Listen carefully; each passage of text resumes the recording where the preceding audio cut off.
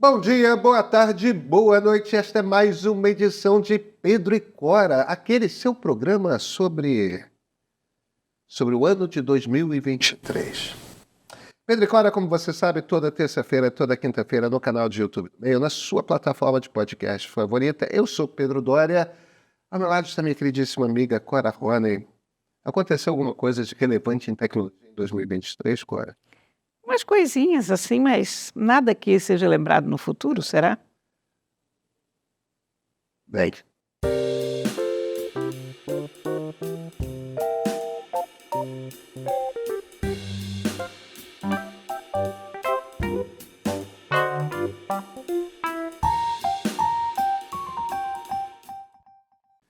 Cora, para a gente falar de 2023, eu estou aqui com a lista dos temas que foram relevantes em tecnologia, já que esse é o último programa do ano. Então a gente tem que falar do que o ano foi. Bem, colapso de dinheiro no Vale do Silício, quer dizer, tem o fechamento do Silicon Valley Bank e tem a questão de a fonte secou do dinheiro que geralmente é usado para investir em startups.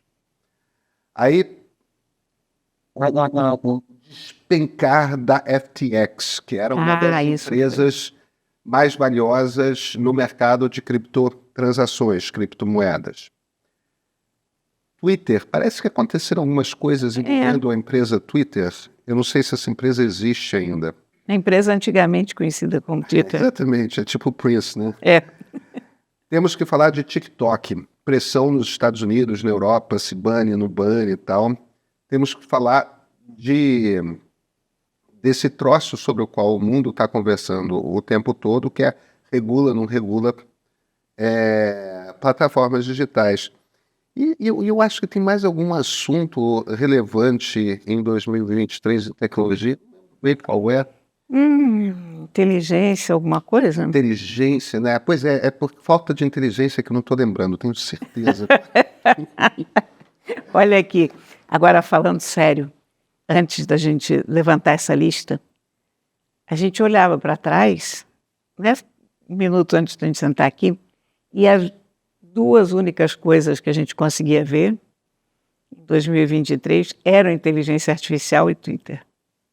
E Twitter num ponto muito menor. Twitter porque nós somos jornalistas, porque a gente foi do Twitter desde que o Twitter começou. Então, é um acontecimento que diz respeito para a gente como usuário, né? Isso envolve também o homem mais rico do mundo, né? Sim, mas... Um cara que tem uma importância no Vale do Silício, que é Elon Musk. Mas assim, se você pensar em termos de público geral, tem gente que nem tchuns pro... É verdade. Então, essas pessoas que nem se tocaram pro Twitter ser ou não ser do Elon Musk, tanto faz, porque o número de usuários do Twitter é relativamente pequeno em relação às outras plataformas, mas a inteligência artificial mexeu com todo mundo. Inteligência artificial é... O problema de inteligência artificial, e a gente tem falado muito de inteligência artificial, acho que a gente vai até falar pouco sobre inteligência artificial nesse programa, é que eu não sei o quanto que as pessoas já entenderam que o salto que a gente está dando à inteligência artificial é do tamanho do surgimento da internet. Se não for maior, hein? É do tamanho do surgimento do computador pessoal. É uma revolução tecnológica que é... A última vez que a gente viu algo comparável foi o surgimento da internet em 1995. É um acontecimento muito ímpar, muito grande demais. E aí eu volto para o início do ano.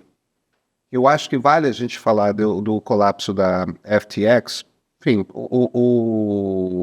os executivos por trás da FTX estão sendo processados.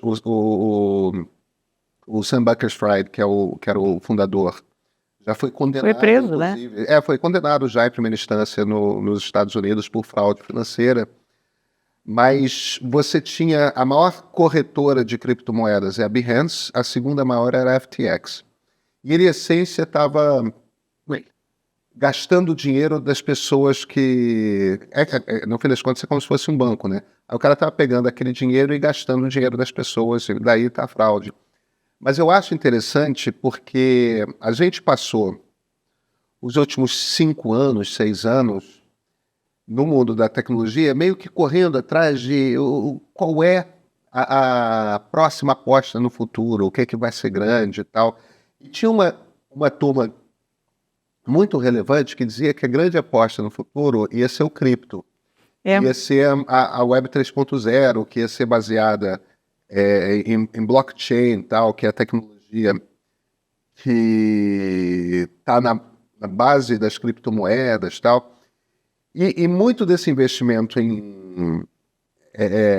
nesse mundo cripto foi feito nessas empresas de transações, né, dessas corretoras de criptomoeda, porque elas desenvolviam muita tecnologia de como você lida com cripto.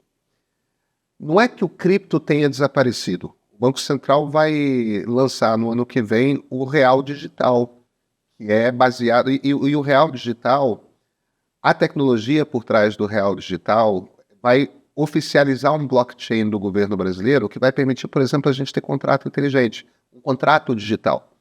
E a quantidade de burocracia ligada a cartório que a gente vai deixar de ter no Brasil, porque o Brasil vai ter a sua tecnologia de blockchain reconhecida pelo Banco Central. Ora, a vida burocrática da gente vai melhorar muito. Mas você sabe que eu tenho uma dúvida em relação a isso, porque nós temos a ferramenta, ou teremos a ferramenta para mudar isso, mas eu não sei se nós teremos a vontade política. Não, mas isso sabe? Porque veja, enquanto você tiver as instituições pedindo não sei quantas folhas com firma reconhecida, você pode ter o blockchain que você tiver, que você vai ter os cartórios ali. Então, o que a gente vai precisar é de alguém metendo o pé na porta e dizendo, parou, chega. Agora, eu acho que temos uma cultura que é chegada numa burocracia e tudo mais, mas a questão é a seguinte, para a empresa que tem que assinar contrato, a vida simplifica muito. Você vai ter uma coisa com a chancela do Banco Central do Brasil. É a moeda, né? É ancorada nisso. Então, eu acho que vai ter gente adotando... A gente aqui, não vejo por que a gente no meio vai fazer contrato que não seja contrato digital. Em sendo possível, tendo a tecnologia, tendo a chancela do Estado, eu não vejo para quê. Eu espero, mas como pessoa física, como ser humano, dependendo dos caprichos do governo, como brasileira de muitos anos, sabendo o poder da burocracia nesse país, eu vou te dar um exemplo. Uhum. Vou te dar um exemplo que aconteceu comigo essa semana. A minha mãe está internada, minha mãe teve um pequeno AVC, ela está melhorando, felizmente, a gente hoje teve boas notícias. Mas ela levou um tombo. Ela não se machucou muito, mas ela começou a se queixar de dores no joelho esquerdo. Estávamos na emergência do hospital. O médico mandou ela para o raio-x, para fazer um raio-x do joelho direito, quando, na verdade, o que ela estava sentindo era o joelho esquerdo. Aí minha irmã, que estava com ela naquele momento, vira para o pessoal do raio-x e diz, não, isso está errado, o joelho machucado é o joelho esquerdo. Mas o médico pediu, tá aqui na papeleta, o joelho... Você quer... Olha, é tão bizarro que eles fizeram o raio-x do joelho direito. Em vez de ligar para o médico ou de não fazer à espera da definição... Disposição de necessária radioatividade. Disposição de necessária radioatividade, desperdício de recursos, desperdício de um tempo precioso, porque quando a gente fala de uma pessoa acidentada, doente, quando a gente precisa de tratamento é na hora. Mas, enfim, então, a gente ainda encontra esse tipo de mentalidade. É uma cultura cartorial. Então, enquanto houver essa cultura cartorial, e eu, nesse momento, quando aconteceu isso, eu entendi por que é que a gente tantas vezes ainda lê que cortaram a perna errada do paciente? Porque essa cultura põe entolhos, mesmo nas pessoas que deveriam estar observando. Onde mais você teria uma pessoa mais observadora, em tese, do que no hospital, né? A pessoa está lá observando o que há com o doente. Tem um joelho que está ali inchado e roxo, o outro joelho está bom. Né? Veja, eu não acho que... Eu não arriscaria fazer uma previsão do que vai acontecer. A tecnologia existirá, quer dizer, o blockchain não morreu, o blockchain continua existindo, é uma tecnologia relevante, dá segurança a transações. Agora, existia, naquele afã de descobrir o que é a próxima grande onda, então, assim como o ano entrou com Mark Zuckerberg ainda falando de metaverso. É verdade, é verdade. Né? Então, mudou o nome para Meta, lembra? Claro, pois é. Então, enquanto tinha a turma falando de cripto, tinha a turma falando de metaverso, de repente, em dezembro do ano passado, um ano atrás, entra esse raio do ChatGPT e atropela tudo gigantescamente, de forma cachapante, de forma desestruturante, de forma... E o incrível é, agora, até hoje, quando eu começo a falar de cripto, de blockchain, eu tenho que parar para explicar o que é um blockchain, como é que é um contrato seguro, como é que... é um conceito que as pessoas... Metaverso é a mesma coisa, você tem que explicar, mas é tipo Second Life, entendeu? Ou se as pessoas têm referência no Second Life, mas é tipo um mundo... Até porque o pessoal da Meta mesmo nunca desenhou exatamente uma visão do que eles achavam, aqueles óculos pesados, tal, aquela... Caramba! Aquilo parece no Pleistoceno hoje, hein? Nossa! E de repente entra a inteligência artificial e é muito óbvio o que inteligência artificial é. É muito óbvia a utilidade da inteligência artificial. E de repente o mundo está usando o ChatGPT, o mundo está usando o Midjourney, o mundo está usando... a gente viu aqui no meio, pelo curso que a gente montou de inteligência artificial, é o curso que a gente mais vendeu desde o início dos cursos do meio, porque é um curso prático, porque é um curso de como que você usa o ChatGPT melhor, como que você produz imagens, como que você... As pessoas percebem a utilidade disso na vida delas, sabe? É aquela coisa de... Eu sei que esse troço vai me poupar dinheiro, eu sei que esse troço vai me poupar tempo. Eu sei que esse troço vai tirar meu emprego. A não ser que eu domine rápido. Pois é. A não ser que eu seja o primeiro na firma a dominar o troço. Aí eu vou ser a pessoa da firma que vai dominar o negócio e vai saber implementar. Tal. O fato é que é a grande revolução do nosso tempo. Não. É uma revolução a todo ano. Tem gente que compara eletricidade. Tem gente que compara a eletricidade. O Sundar Pichai, por exemplo, o CEO da Não, da Google. Do Google, né? Da Google, desculpa. Ele compara com a eletricidade. Ele diz que as pessoas ainda não entenderam o quanto que a inteligência artificial vai fazer parte da infraestrutura do mundo de uma forma invisível e presente em toda parte, exatamente como a eletricidade. Mas ela já faz, hein? Ela já faz sem que a gente perceba. Porque a gente usa os filtros do Instagram. É verdade. A gente recebe esses anúncios personalizados o tempo todo. Quer dizer, tudo isso é inteligência artificial. Apenas a gente não percebe, né? Mas ainda é uma inteligência artificial simples. Né? Não é generativa, assim. O grau de sofisticação que...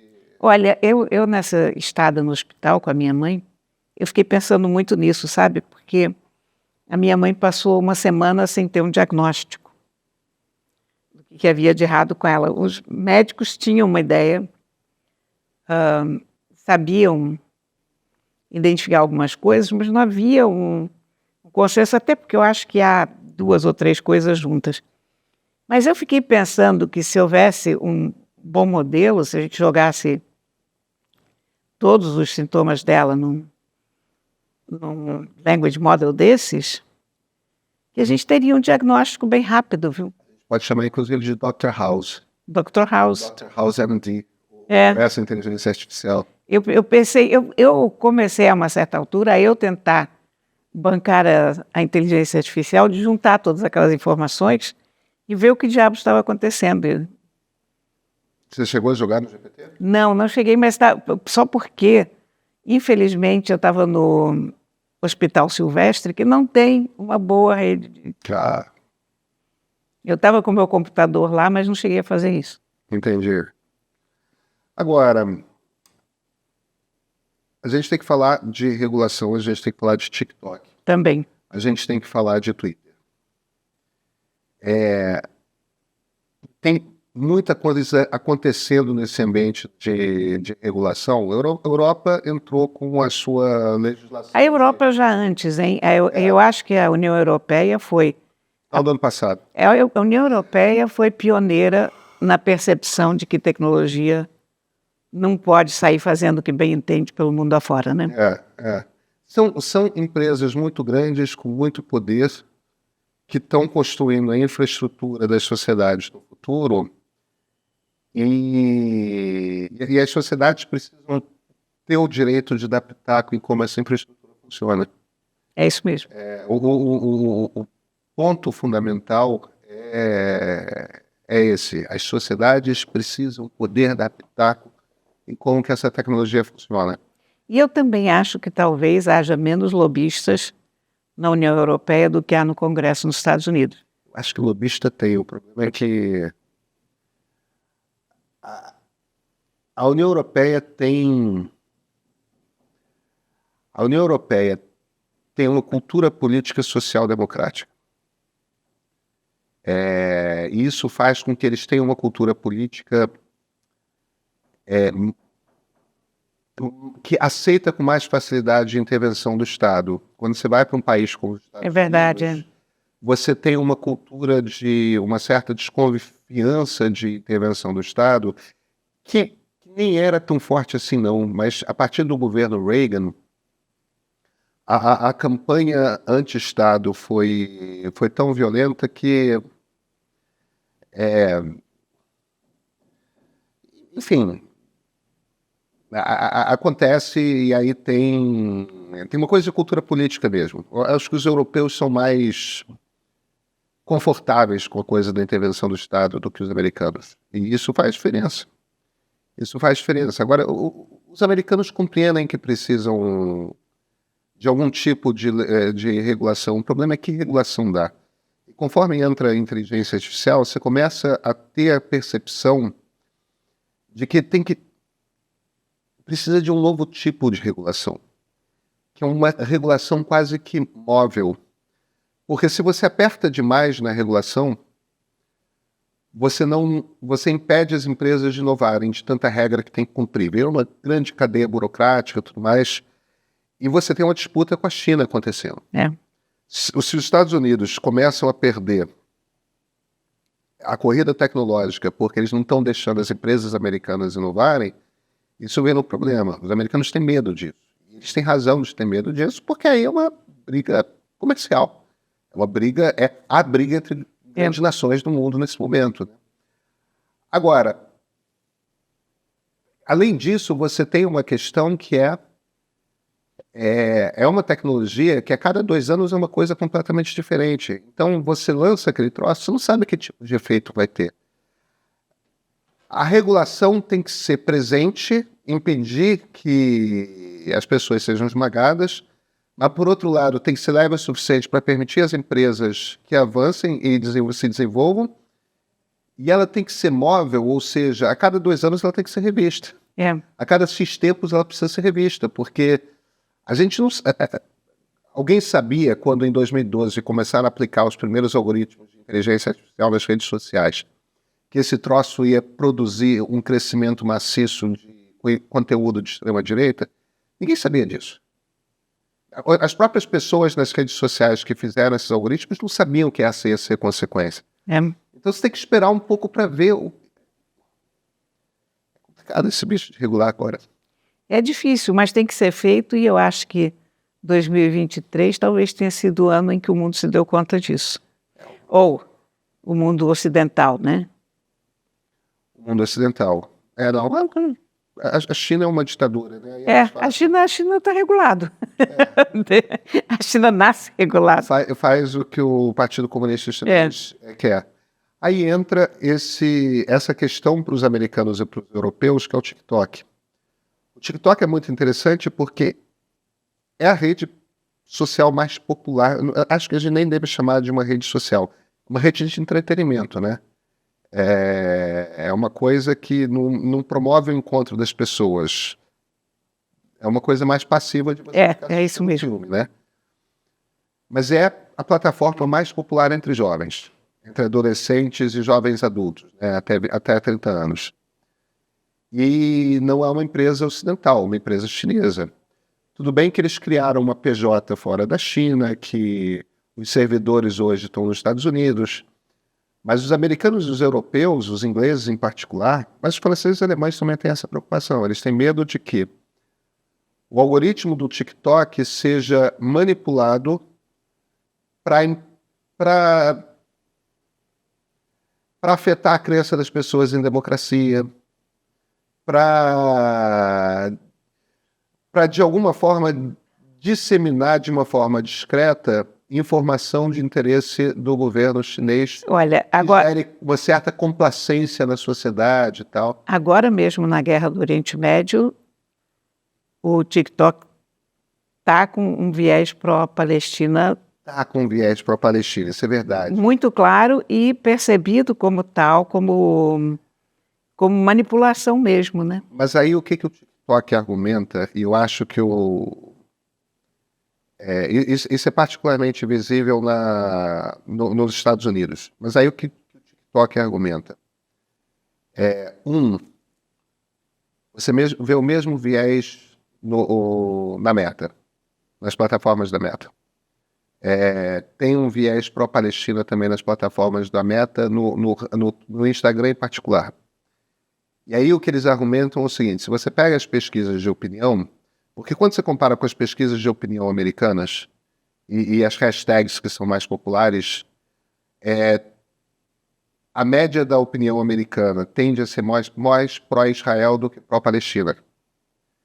Enquanto que quando você vai para o Instagram, o Facebook também, mas para o Instagram e para o TikTok, você tem uma média mais favorável à Palestina. O que eles argumentam, e eu acho que um argumento que faz sentido, talvez eles tenham razão, é o seguinte, tá?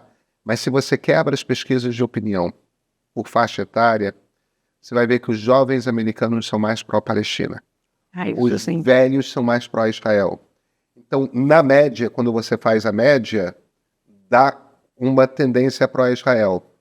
Mas como nessas plataformas a proporção de jovens é muito maior, pode ser que não exista nenhum tipo de manipulação, que seja simplesmente uma reprodução do que as pessoas que estão na plataforma pensam. Agora, fica o debate, entendeu? Porque... E parte do debate é a seguinte, é que a China não permite as plataformas estrangeiras na China. A China não permite as plataformas. Não tem Google na China. Não. Não tem Facebook na China. Não tem Instagram na China. Não tem nem outro nome. Não tem nem TikTok. Não tem TikTok. Tem uma outra empresa que usa essencialmente o mesmo aplicativo e eles fazem duas redes separadas, mas que são a mesma rede, né? São a mesma lógica, o mesmo algoritmo, o mesmo tal. Agora, tem membros altos do Partido Comunista Chinês que são executivos da ByteDance. Quer dizer, tem uma hora ali que a ByteDance, que é essa empresa que não é uma empresa chinesa, mas que é uma empresa porque ela foi desenhada fora da China, né? A PJ é registrada fora da China. Quando você vai ver quem manda na empresa, Por que tem gente do Partido Comunista Chinês lá dentro? Pois é. Entendeu? Olha, isso é um pouco como a gente achar que a Apple é uma empresa chinesa porque está fazendo as coisas na Foxconn. Ela está fazendo os telefones na Foxconn e ela é 100% americana. Ela é 100% E o americana. TikTok está com a empresa nos Estados Unidos e é 100% chinês. É isso. Até acontece de investidores europeus, de Singapura, mais de outros lugares, americanos também terem. O problema é que o PCC está dentro do comando da empresa. Pois é. Não adianta. Então, mesmo que o TikTok não faça nada, a questão é a seguinte: o TikTok pode fazer no momento que interessar. Entendeu? Pode manipular o algoritmo para que determinadas mensagens sejam. E aí é aquela coisa, eu acho que o argumento fundamental que quebra a perna de todo mundo é esse que você falou. A China não deixa as empresas, só que nós somos democracias. É um debate difícil. É. É um debate difícil. É um debate difícil.